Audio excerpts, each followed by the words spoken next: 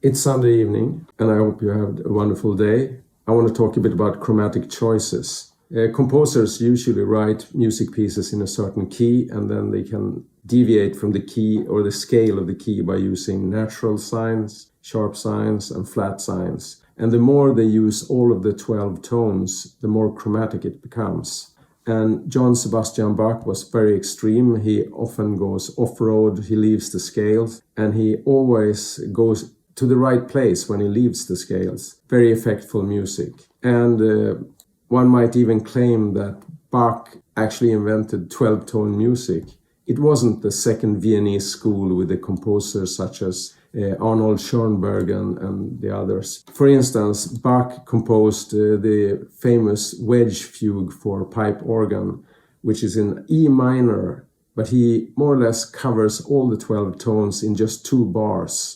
For instance, Schoenberg, who wrote 12-tone music, had more freedom to write chromatic melodies and harmonies. But Bach was there already during the Baroque era. There is actually a lot to say about Schoenberg that is not related to music. For instance, his death was caused by his enormous fear of the number 13. He was so superstitious, he believed that he would die in a year which was a multiple of the number 13. Later in life, he got even more afraid of it.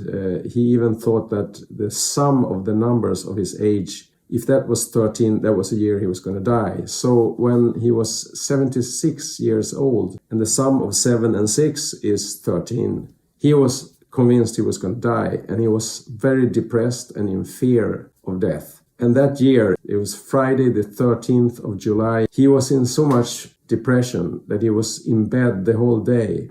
And late in the evening, just before midnight, he actually died, most likely from fear of the number 13.